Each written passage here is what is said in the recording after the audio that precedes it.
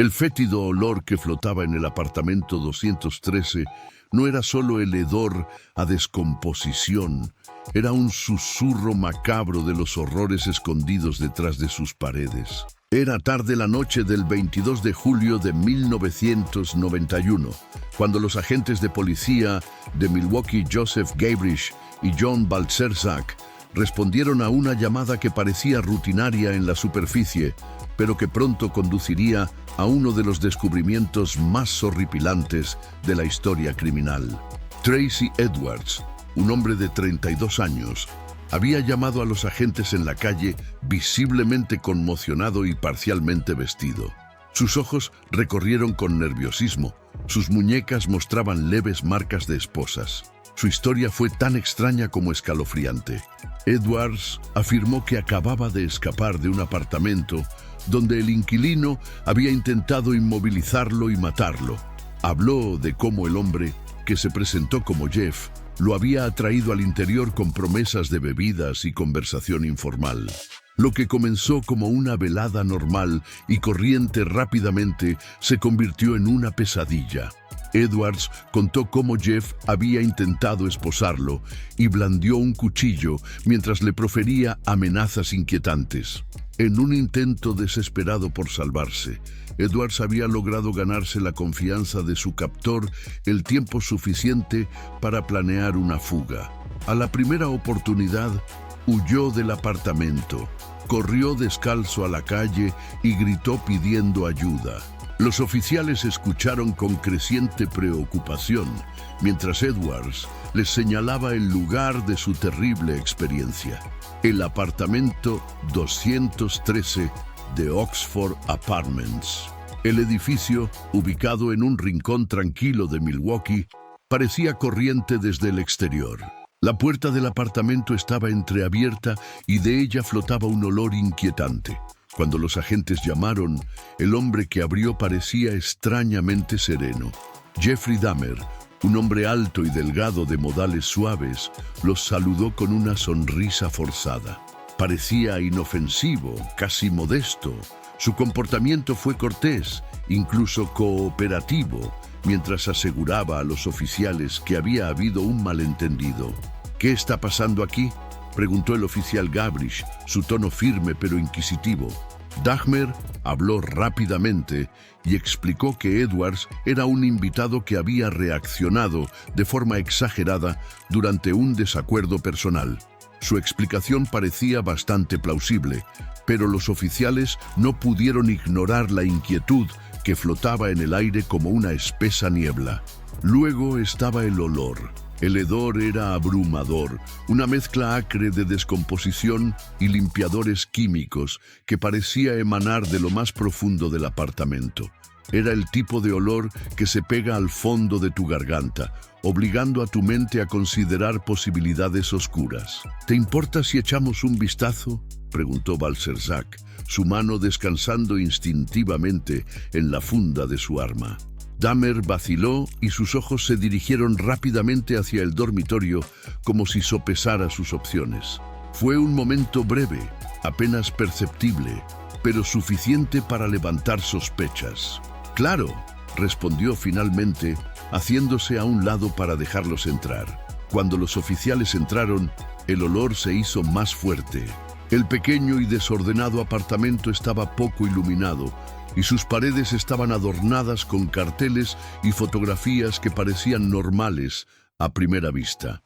Pero había rarezas, botellas de artículos de limpieza apiladas en cantidades inusuales, un gran barril azul escondido en un rincón y un refrigerador que zumbaba siniestramente. Mientras el oficial Gabrich conversaba con Dahmer, Balcerzak abrió el cajón de una pequeña mesita de noche. En el interior encontró un montón de fotografías Polaroid. Su aliento se quedó atrapado en su garganta mientras los hojeaba. Las imágenes eran grotescas y representaban cuerpos humanos desmembrados en diversos estados de descomposición. Las fotografías no dejaban lugar a dudas. Eran pruebas de un asesinato, capturadas con una precisión fría y calculada. «¿Qué es esto?», preguntó Balcerzak, alzando la voz mientras sostenía las fotos. La conducta de Dahmer cambió instantáneamente. La fachada de calma se desmoronó, reemplazada por el pánico y la desesperación. Se abalanzó sobre los agentes, intentando arrebatarles las fotografías, pero los dos hombres rápidamente lo sometieron. Mientras esposaban a Dahmer, una comprensión escalofriante comenzó a asimilarse. Esta no era una escena de crimen común y corriente. El verdadero alcance de lo que había escondido en el apartamento 213 era algo que aún no podían comprender.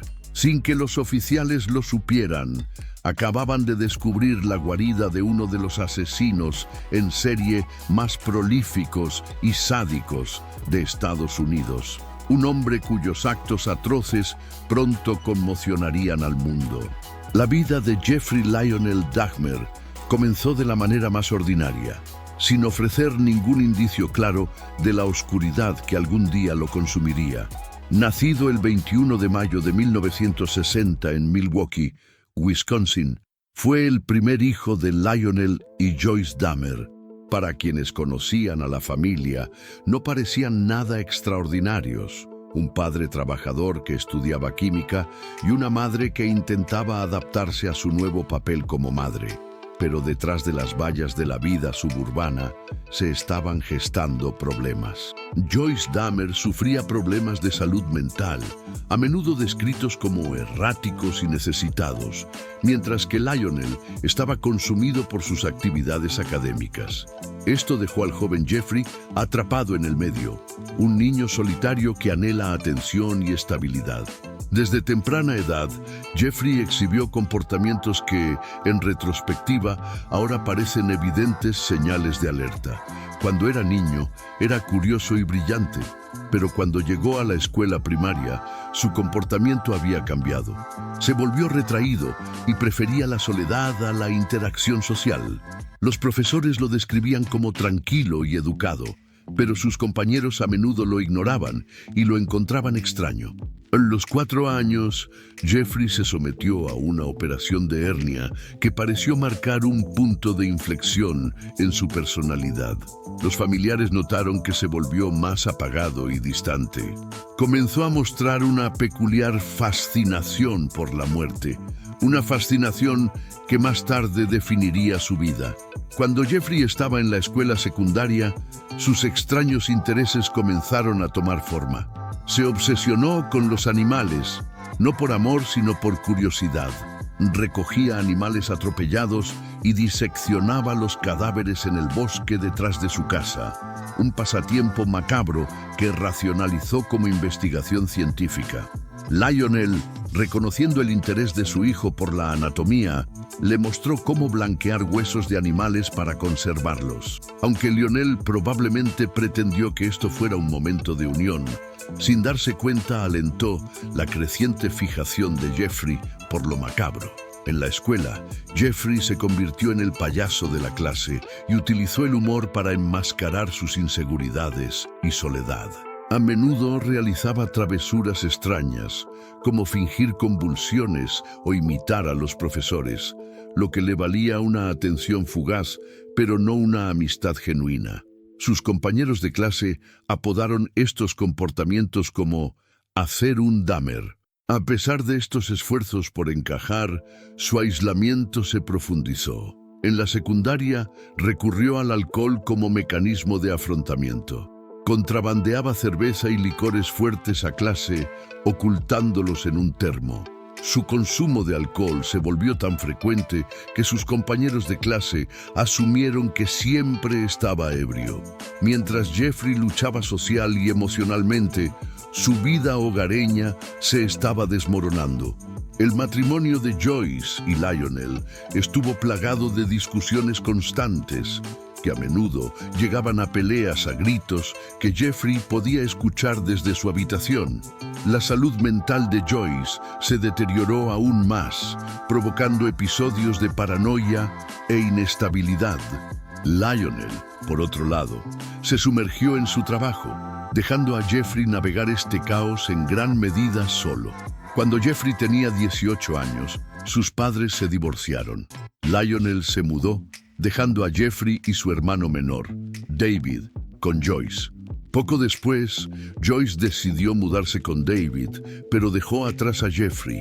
Solo en la casa familiar, abandonado por ambos padres, Jeffrey se encontró completamente libre de ataduras, una situación peligrosa para alguien que ya albergaba pensamientos oscuros. En el verano de 1978, pocas semanas después de graduarse de la escuela secundaria, Jeffrey Dahmer cometió su primer asesinato. Vivía solo cuando se encontró con Stephen Hicks, un autoestopista de 19 años que buscaba que lo llevaran a un concierto de rock. Dahmer le ofreció llevarlo, pero en lugar de llevar a Hicks a su destino, lo invitó a su casa a tomar unas copas. Inicialmente, los dos se unieron por intereses compartidos en la música y la conversación. Sin embargo, cuando Hicks decidió que era hora de irse, algo se rompió en Dahmer. Desesperado por evitar que Hicks lo abandonara, agarró una mancuerna y lo golpeó por detrás, matándolo. Lo que siguió fue una espantosa iniciación al mundo del asesinato. Dahmer desmembró el cuerpo de Hicks en el sótano, utilizando el conocimiento que había adquirido al diseccionar animales. Empacó los restos en bolsas de basura y al amparo de la noche los llevó a una zona boscosa donde los enterró. Años más tarde, Dahmer confesaría que este asesinato lo dejó sintiéndose eufórico y aterrorizado al mismo tiempo. El acto de matar había satisfecho momentáneamente su deseo de control, pero también despertó un lado más oscuro que luchaba por reprimir. Después del asesinato de Stephen Hicks, la vida de Dahmer entró en un extraño período de letargo. Se matriculó en la Universidad Estatal de Ohio, pero abandonó después de un semestre debido a las malas calificaciones y su creciente alcoholismo. En 1979 se unió al ejército de los Estados Unidos, donde se formó como médico especialista. Si bien su servicio militar le dio estructura a su vida, sus comportamientos preocupantes persistieron.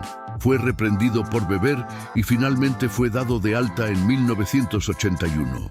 Al regresar a Ohio, Dahmer vivió brevemente con su padre antes de mudarse a Milwaukee para vivir con su abuela. Durante este tiempo, Dahmer logró reprimir sus impulsos homicidas, pero su confusión interna persistió, pudriéndose bajo la superficie. Frecuentaba bares y baños gay, explorando su sexualidad, pero también lidiando con sentimientos de vergüenza y alienación. No fue hasta 1987, casi una década después de su primer asesinato, que resurgieron las tendencias violentas de Dahmer. La bestia interior había permanecido dormida durante años, pero ahora estaba despertando y tenía más hambre que nunca. En 1987, la fachada cuidadosamente controlada de Jeffrey Dahmer comenzó a desmoronarse. Los impulsos que había luchado por reprimir durante casi una década ahora eran imposibles de ignorar. Vivía con su abuela en Milwaukee y llevaba una doble vida. De día, un hombre tranquilo y modesto que se mantenía reservado, y de noche, un depredador que merodeaba por la ciudad en busca de víctimas. En noviembre de 1987, se cruzó en su camino la segunda víctima conocida de Dahmer. Stephen Tuomi, un hombre de 24 años, conoció a Dahmer en un bar de Milwaukee. Los dos pasaron la noche bebiendo y hablando antes de que Dahmer convenciera a Tuomi de regresar a su habitación del hotel para tomar más bebidas. Lo que ocurrió después sigue siendo un misterio, incluso en los propios recuerdos de Dahmer. Afirmó que no planeaba matar a Tuomi y se desmayó por beber en exceso. Cuando despertó a la mañana siguiente, el cuerpo sin vida de Tuomi yacía a su lado, maltratado y magullado. En lugar de entrar en pánico, Dahmer limpió metódicamente la escena. Compró una maleta grande para transportar el cuerpo de regreso a la casa de su abuela. Allí, desmembró el cadáver de Tuomi, disolvió la carne en ácido y rompió los huesos hasta convertirlos en polvo. Descartó los restos a la basura, borrando efectivamente cualquier rastro de la existencia de Tuomi. Este asesinato marcó un punto de inflexión para Dahmer. A diferencia del asesinato impulsivo de Stephen Hicks, esta vez comenzó a refinar sus métodos. Cada crimen posterior sería planeado meticulosamente, reflejando su creciente confianza y las profundidades de su depravación. Durante los años siguientes, los asesinatos de Dahmer aumentaron tanto en frecuencia como en brutalidad. Se centró en hombres jóvenes, muchos de ellos de comunidades marginadas, atrayéndolos de regreso a su departamento con promesas de dinero, alcohol o compañía. Una vez dentro, las víctimas de Dahmer fueron drogadas y quedaron inconscientes. Experimentó con varios métodos para controlarlos, incluido perforar agujeros en sus cráneos e inyectar sustancias químicas en sus cerebros. Su objetivo era crear zombies que permanecerían vivos pero completamente sumisos a su voluntad. La horrible realidad fue que los crímenes de Dahmer no se referían únicamente a matar. Buscaba el dominio total sobre sus víctimas, tanto en la vida como en la muerte. Conservaba partes del cuerpo como trofeos, cráneos, huesos e incluso torsos enteros que guardaba en su apartamento junto con espantosas fotografías Polaroid que documentaban los asesinatos. Los vecinos empezaron a notar cosas extrañas. El olor que emanaba del apartamento de Dahmer era casi insoportable, una repugnante combinación de descomposición y productos químicos. Lo explicó como carne en mal estado o un congelador roto. A pesar de estas señales de alerta, nadie intervino.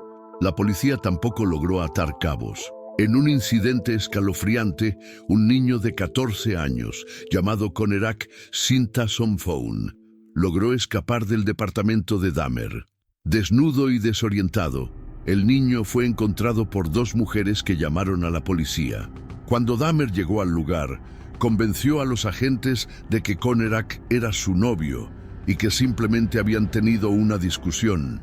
En un sorprendente error de juicio, los agentes devolvieron a Conerak a la custodia de Dahmer. El niño fue asesinado esa misma noche. Esta grotesca combinación de negligencia social, supervisión policial y el encanto manipulador de Dahmer permitió que su ola de asesinatos continuara sin control. A finales de los años 1980 y principios de los 1990, Jeffrey Dahmer se había convertido en lo que parecía ser un depredador intocable. Operando a plena vista, vivía una vida de rutina discreta durante el día mientras se entregaba a sus grotescas compulsiones por la noche. Su capacidad para evadir la detección no era solo el resultado de su astucia y manipulación. Fue una falla de los sistemas y de las personas que lo rodeaban al no darse cuenta o actuar ante señales de alerta evidentes. Este capítulo explora la escalofriante interacción entre las acciones de Dahmer, la indiferencia social, las deficiencias sistémicas y la vulnerabilidad de sus víctimas. Destaca cómo estos elementos se fusionaron en una tormenta perfecta, permitiendo que uno de los asesinos en serie más prolíficos de la historia moderna opere casi con impunidad. Los cotos de caza elegidos por Dahmer fueron los bares gay, las casas de baños y las calles de Milwaukee. Muchas de sus víctimas eran hombres jóvenes de color, que a menudo luchaban contra la falta de vivienda u otras vulnerabilidades. Para Dahmer, estos factores los convertían en objetivos ideales. Era menos probable que los extrañaran y que sus desapariciones atrajeran la atención inmediata. Se acercaba a sus víctimas con un encanto calculado, ofreciéndoles a menudo dinero, alcohol o compañía. Su comportamiento no era amenazador, incluso tímido, lo que desarmaba a sus objetivos. En retrospectiva, esto era parte de su eficacia letal. Dahmer no necesitaba dominar a sus víctimas mediante pura fuerza. Utilizó la manipulación y el engaño para atraerlos a su trampa. Una vez dentro de su apartamento, las víctimas de Dahmer fueron drogadas con bebidas mezcladas con pastillas para dormir. Mientras caían en la inconsciencia, quedaron completamente a su merced. Los métodos de asesinato de Dahmer eran fríos y metódicos, y su fascinación por el control se extendía mucho más allá del acto de matar. Quizás el aspecto más inquietante de la historia de Dahmer es cuántas oportunidades tuvieron las autoridades para intervenir, pero fracasaron. Estos fracasos no fueron solo descuidos, eran cuestiones sistémicas arraigadas en los prejuicios, la negligencia y la falta de rendición de cuentas. El caso Conerak-Sinta-Somphone, el ejemplo más evidente de incompetencia policial, ocurrió en mayo de 1991. Conerak, un niño de 14 años, había sido drogado y agredido sexualmente por Dahmer. De alguna manera logró escapar y lo encontraron vagando por las calles, desnudo e incoherente. Dos mujeres preocupadas llamaron a la policía y les instaron a intervenir. Cuando llegaron los agentes, Dahmer apareció en el lugar y explicó con calma que Conerak era su novio, alegando que habían tenido una discusión. A pesar de las protestas de las mujeres y la clara angustia del niño, los agentes aceptaron la explicación de Dahmer. Incluso escoltaron a Conerak de regreso a su apartamento, donde lo matarían pocas horas después. Los agentes, John Balcerzak y Joseph Gabrich, no realizaron una verificación básica de antecedentes de Dahmer. Si lo hubieran hecho, habrían descubierto sus antecedentes penales, incluida una condena en 1988 por agredir sexualmente al hermano mayor de Conerak. Prejuicio policial. La homofobia y el racismo desempeñaron un papel importante en la capacidad de Dahmer para evadir la captura.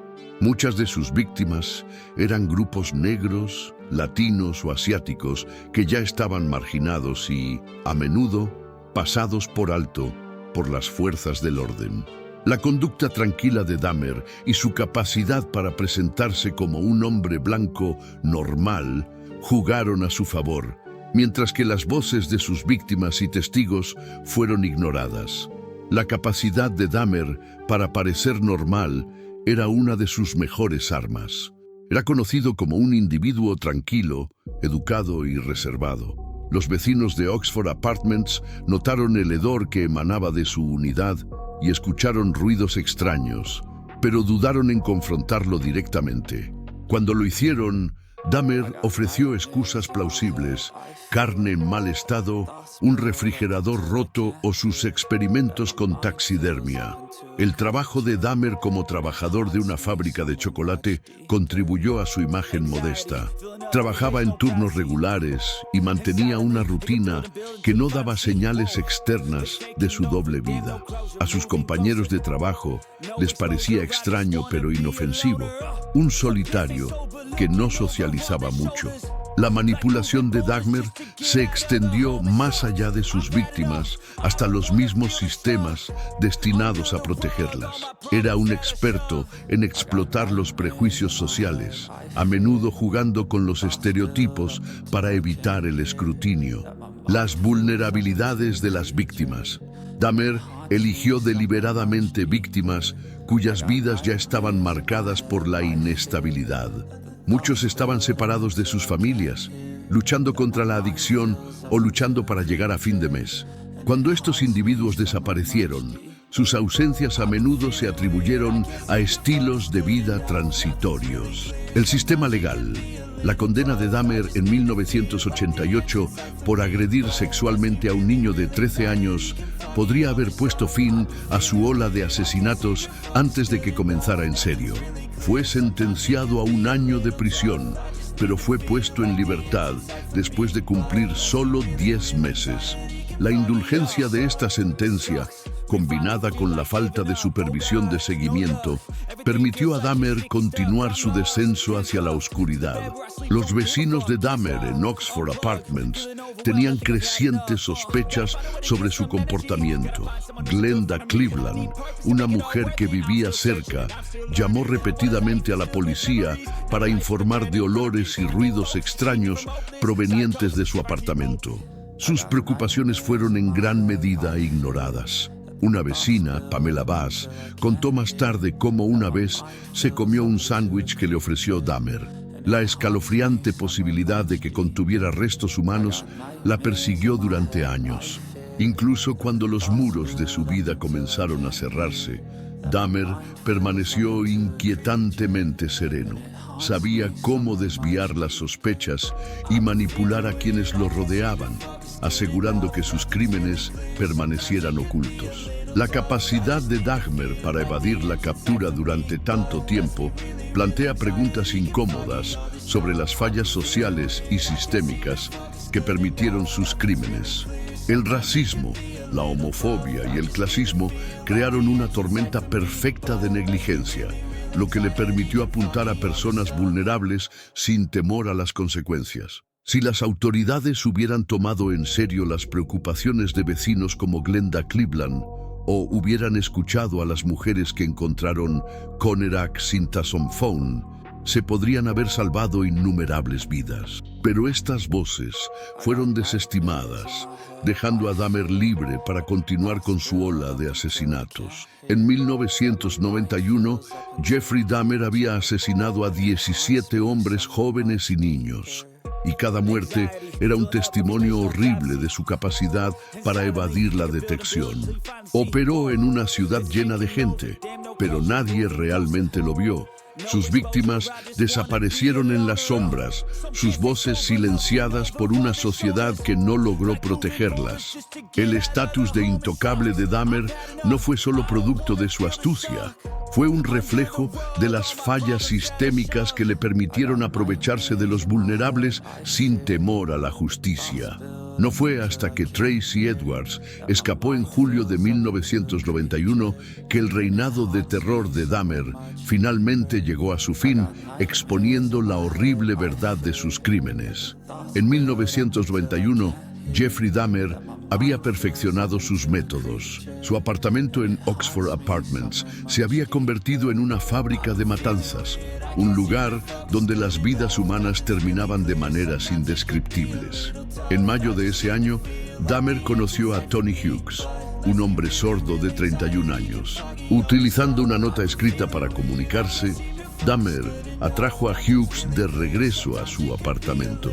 Allí lo asesinó y dejó su cuerpo en el apartamento durante varios días antes de desmembrarlo.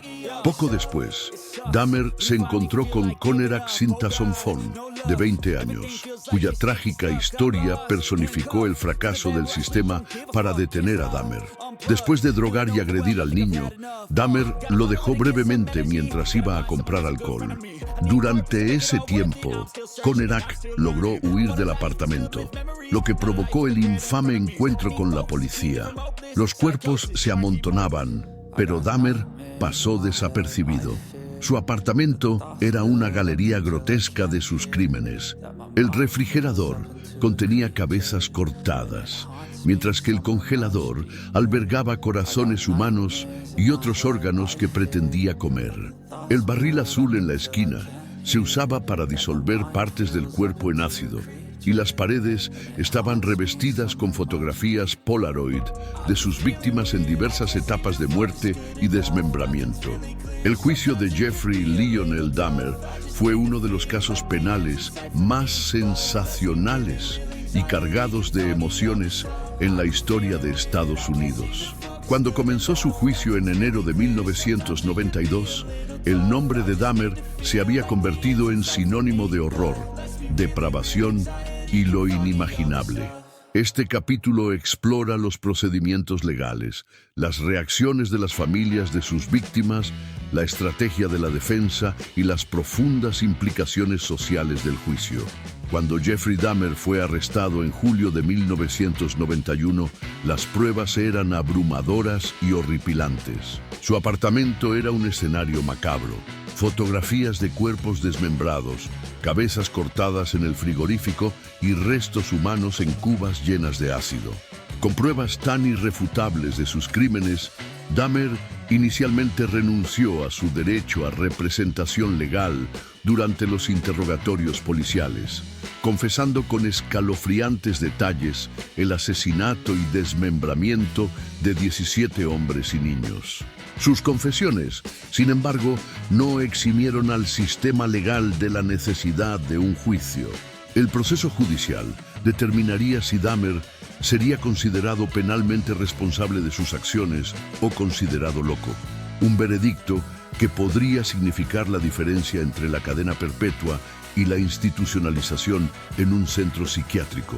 El equipo legal de Dahmer, dirigido por Gerald Boyle, construyó su caso en torno a una defensa por demencia. Argumentaron que los crímenes de Dahmer no fueron acciones de una persona racional, sino de un hombre aquejado de una enfermedad mental grave. Boyle enfatizó la naturaleza grotesca y ritualista de los crímenes de Dahmer como evidencia de sus trastornos psicológicos. Necrofilia. Dahmer admitió haber tenido relaciones sexuales con los cadáveres de sus víctimas, un hecho que, según Boyle, indicaba una compulsión incontrolable más que una intención racional. Canibalismo.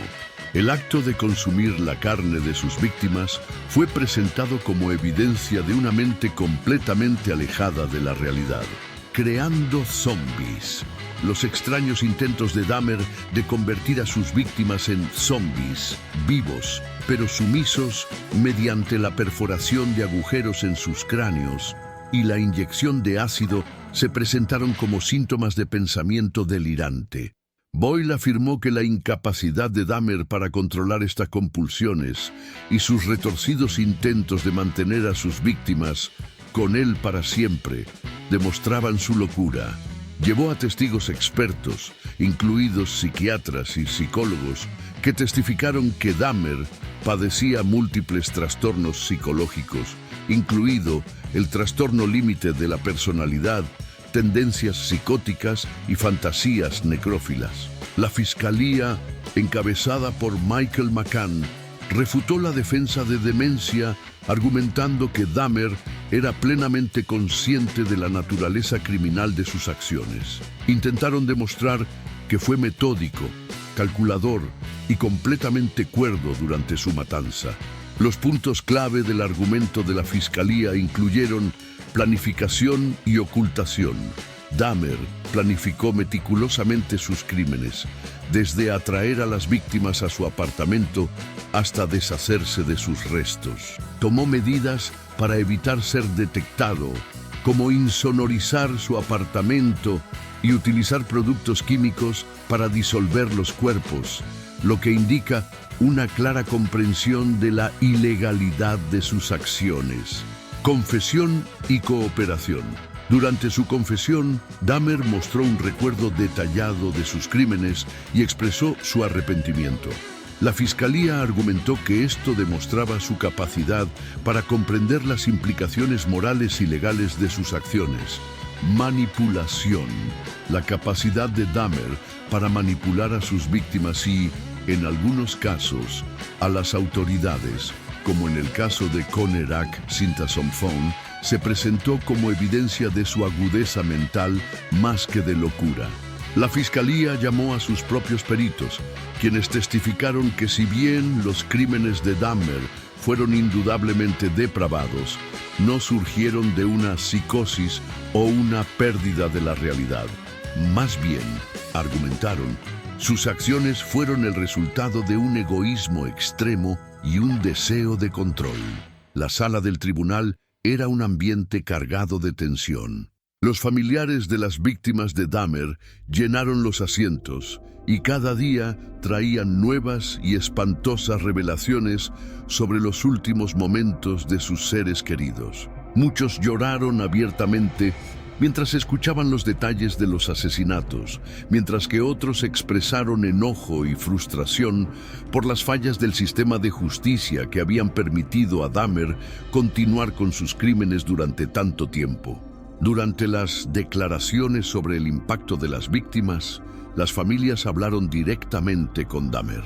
Sus palabras fueron abrasadoras y expresaron una mezcla de dolor, rabia y desconcierto. Rita Isbell, hermana de Errol Lindsay, hizo una declaración apasionada y emotiva que capturó el dolor de las familias de las víctimas. Gritándole a Dahmer, le expresó su devastación por perder a su hermano y el horror de lo que había soportado. La familia Sinta-Somphone, que ya había sufrido cuando Dahmer agredió sexualmente a su hijo en 1988, expresó su angustia por el asesinato de Conerak, de 14 años, y la falta de protección de la policía. La atmósfera de la sala del tribunal a menudo hervía de emoción cruda, y el juez tuvo que pedir orden varias veces. Durante todo el juicio, Dahmer mantuvo una conducta tranquila y distante. Rara vez mostró alguna emoción visible, incluso cuando se presentaron pruebas gráficas y testimonios desgarradores. Sin embargo, Dahmer hizo un movimiento inusual durante el juicio. Se declaró culpable, pero demente, de todos los cargos. Esto fue visto como un reconocimiento de su culpabilidad, pero sostuvo que su estado mental lo absolvía de toda responsabilidad. En un raro momento de expresión, Dahmer pronunció una declaración cerca del final del juicio, disculpándose ante las familias de sus víctimas. Él dijo: «Lamento mucho lo que les hice a sus seres queridos. No sabía cómo detenerme. No me complacía causarles dolor. Solo quería tenerlos conmigo. Ojalá pudiera traerlos de vuelta, pero no puedo. Espero que Dios me perdone y espero que ustedes puedan encontrar en sus corazones la capacidad de perdonarme también». Si bien su disculpa pudo haber sido genuina, muchos la encontraron hueca e interesada a la luz de los horrores que había infligido. El 17 de febrero de 1992, después de 2 semanas de testimonios y 5 horas de deliberación, el jurado llegó a su veredicto.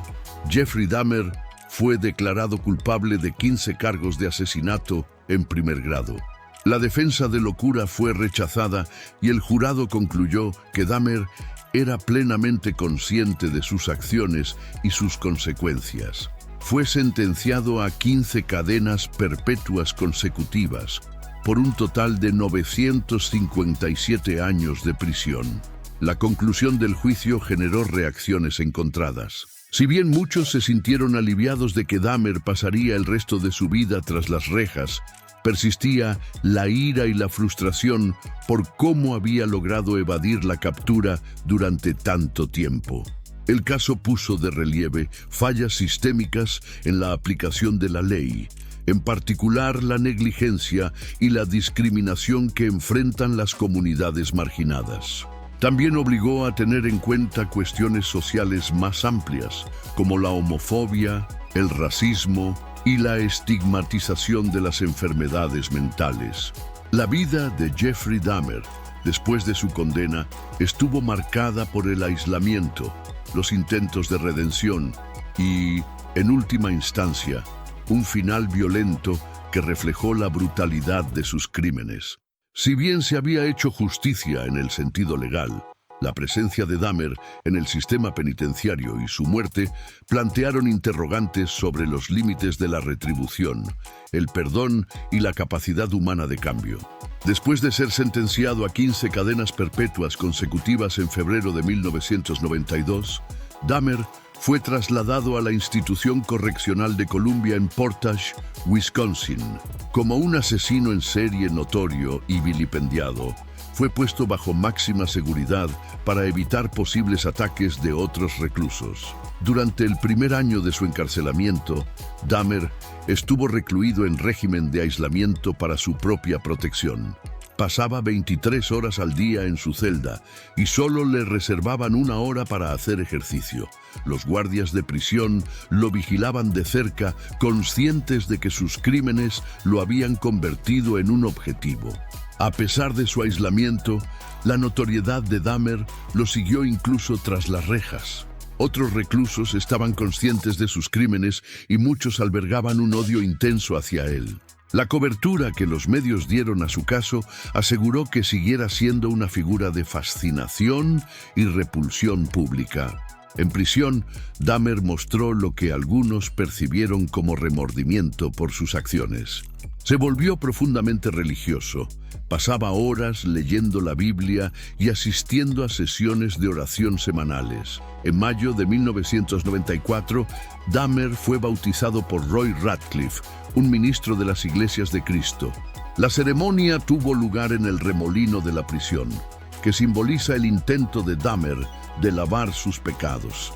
Dahmer afirmó que había encontrado la paz en la religión y a menudo hablaba de su deseo de expiar sus acciones. En entrevistas, expresó su pesar por el dolor que había causado, aunque muchos dudaban de la sinceridad de su remordimiento.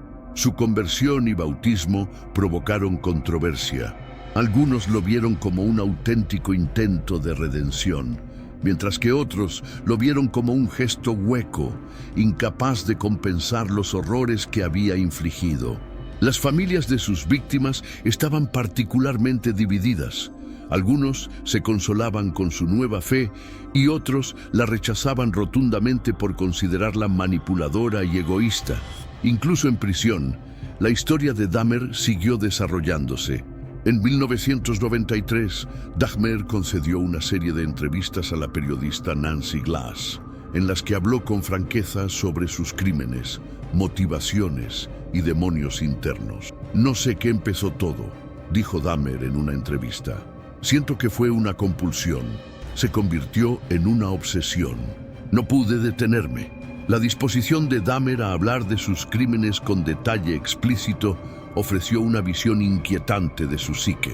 Describió su abrumador deseo de control, su incapacidad para conectarse emocionalmente con los demás y la lógica retorcida que impulsaba sus acciones. A pesar de su franqueza, muchos se preguntaron si Dahmer realmente buscaba ayudar a otros a comprender sus crímenes o si disfrutaba de la atención continua. Su comportamiento en las entrevistas, tranquilo, sereno e inquietantemente práctico, dejó una impresión inquietante. En 1994, Dahmer había solicitado que lo sacaran del régimen de aislamiento. Expresó su deseo de pasar los años que le quedaban en la población penitenciaria general, afirmando que el aislamiento se había vuelto insoportable. A pesar de las preocupaciones por su seguridad, su solicitud fue aceptada. Dahmer comenzó a participar en el trabajo detallado, limpiando el gimnasio y los baños de la prisión. Interactuó con otros reclusos, pero siguió siendo una figura polarizadora, detestada por muchos por la naturaleza de sus crímenes. En la mañana del 28 de noviembre de 1994, Dahmer fue asignado a trabajar junto a otros dos reclusos, Jesse Anderson y Christopher Scarver. Los tres hombres quedaron sin supervisión en el baño de un gimnasio. Christopher Scarver, un compañero de prisión que cumple cadena perpetua por asesinato, contó más tarde los acontecimientos de esa mañana. Armado con una barra de metal de un juego de levantamiento de pesas, Scarver atacó a Dahmer y Anderson. Golpeó a Dahmer repetidamente, dejándolo con graves heridas en la cabeza y la cara. Los guardias de prisión descubrieron a Dahmer tirado en el suelo del baño, apenas con vida. Lo llevaron de urgencia a un hospital cercano, donde fue declarado muerto una hora después. Anderson, quien también fue atacado, sucumbió a sus heridas ese mismo día. Scarver afirmó más tarde que había matado a Dahmer por sus crímenes y por lo que percibía como la falta de remordimiento de Dahmer. En entrevistas, Scarver describió sentir un mandato divino de castigar al famoso asesino en serie. Cruzó la línea con sus crímenes, afirmó Scarver. Algunas cosas son simplemente imperdonables. La noticia de la muerte de Dahmer conmocionó al público. Para algunos, fue un final apropiado para un hombre que había causado tanto dolor y sufrimiento. Otros lo vieron como una falla del sistema penitenciario a la hora de proteger incluso a sus reclusos más vilipendiados. Las familias de las víctimas de Dahmer tuvieron reacciones encontradas. Algunos expresaron alivio, sintiendo que se había hecho justicia en su forma más definitiva. Otros, sin embargo, se sintieron defraudados del cierre que habían buscado mediante el encarcelamiento de Dahmer y su posible rehabilitación. La muerte de Jeffrey Dahmer marcó el final de uno de los capítulos más oscuros de la historia criminal estadounidense. Sin embargo, sus crímenes dejaron un legado perdurable, planteando profundas preguntas sobre la naturaleza del mal, las fallas de los sistemas sociales y la fragilidad de la moral humana. La historia de Dahmer continúa siendo estudiada por criminólogos, psicólogos y entusiastas del crimen real, ofreciendo un escalofriante estudio de caso de cómo los deseos desenfrenados y la negligencia sistémica pueden culminar en atrocidades indescriptibles. En los años posteriores a su muerte, persistieron los debates sobre si la conversión religiosa de Dahmer fue genuina, si su juicio realmente hizo justicia y qué lecciones se pueden extraer de la tragedia de su vida y sus crímenes. La vida y la muerte de Jeffrey Dahmer siguen siendo un recordatorio inquietante de las consecuencias de ignorar las señales de advertencia de un profundo trastorno psicológico. Su capacidad para operar sin ser detectado durante tanto tiempo expuso las vulnerabilidades de un sistema destinado a proteger a los más vulnerables. Para las familias de sus víctimas, la muerte de Dahmer puso fin a su pesadilla, pero nunca pudo borrar el dolor de su pérdida. Sus voces, llenas de dolor y resiliencia, continúan resonando, recordando al mundo el costo humano del mal. Puede que se haya escrito el capítulo final de la vida de Jeffrey Dahmer, pero la historia de sus crímenes y las vidas que destruyó quedará grabada en la historia como una cruda advertencia. La historia de Jeffrey Dahmer es de un horror inimaginable, pero también es un crudo recordatorio de la capacidad humana para el mal. El caníbal de Milwaukee será recordado para siempre como uno de los asesinos en serie más notorios de la historia. Sus crímenes dejaron cicatrices no solo en las familias de sus víctimas, sino en la sociedad misma. Un legado inquietante que perdura mucho después de su muerte.